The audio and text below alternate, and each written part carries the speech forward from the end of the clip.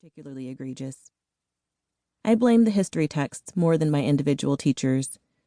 For the most part, I know the curriculum was not up to them, and I know that some of them, all white women and men, were inherently uncomfortable teaching lessons about such traumatic times in our country's history. But all these years later, after meeting so many dedicated, progressive, and passionate educators around the country, I have to wonder, why didn't just one of my teachers care enough to go off script, to sit in their discomfort so we could have honest conversations about our past, to not only challenge us to learn more, but to challenge themselves as well? When you are a Black person from Missouri, most people assume you grew up in St. Louis, which is nearly 50% Black, or maybe Kansas City, with a population that's just under 30% African American. I've shocked many people when I tell them that I'm from Springfield, the third largest city in the state, whose nickname is the Queen City of the Ozarks. City is a generous word. When I was growing up, Springfield felt more like a big town, and even in 2019, the population was just over 167,000.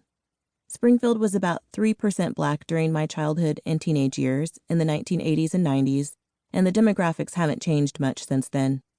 I didn't know about percentages when I was younger, but I did know that besides the Black church my family and I attended each week, I seldom saw other Black people outside my home. Just a few weeks after I started second grade, my parents moved my brother and me to the south side of town, which was almost exclusively white. I'll never forget walking into my new classroom. Every set of eyes that stared back at me came from a white face. The principal was white, my teachers were white, and for the majority of my time in elementary school, I was the only Black girl in my class. Junior high seemed a bit more promising. There were, at least, a handful of Black kids in my 7th grade class. But people moved away or went to different schools, and that number didn't increase by much in high school. It never occurred to me to wonder why the town was so white.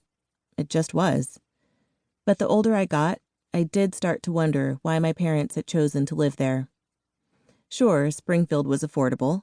They'd bought their first house together there, renovated part of it, and then bought their second home when I was 7 years old. But why Springfield in particular? My parents, who once would have been described as Black people who pulled themselves up by their bootstraps, had grown up in Jim Crow, Arkansas, 30 minutes from the town of Elaine, which, according to the New York Times, suffered one of the worst episodes of racial violence in American history in 1919. My mother recently told me that some of our ancestors migrated from Elaine in the decades following the massacre to the town where she grew up, and I have to wonder if they had been there to see the destruction and violence that took over their town. My mom and dad grew up in poor farming families. They worked from a young age picking cotton in their parents' fields and shared beds with their many siblings. My mother is one of 13 kids, my father one of 10. I was in my 20s before I really comprehended my parents' origin story in the Ozarks.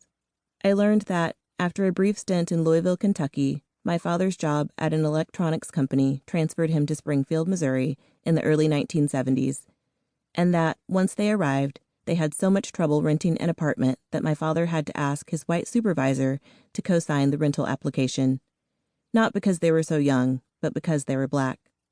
15 years later, when they moved us to the white side of town, we were the first Black family to integrate our solidly middle-class street.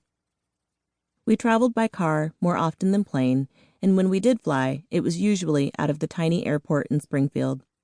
But if the price was right, we'd drive the 3 hours north to fly out of St. Louis or Kansas City. And sometimes we'd travel 3 hours southwest to fly out of Tulsa, Oklahoma. I don't remember much about the Tulsa of my childhood. I probably didn't see much more than airport terminals, restaurants, and hotels.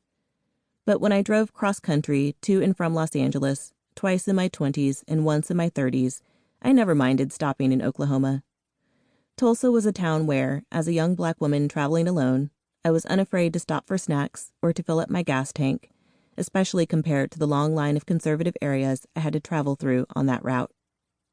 Tulsa reminded me of my hometown, primarily white and not necessarily an ideal place for a Black person to live, but it felt safe. I remember that, when I was a child, my parents had even considered moving to a town just 50 miles from Tulsa, when my father was being courted by an oil company. So it couldn't be worse than Springfield, right? It wasn't until I was living in Los Angeles that I first read about the 1906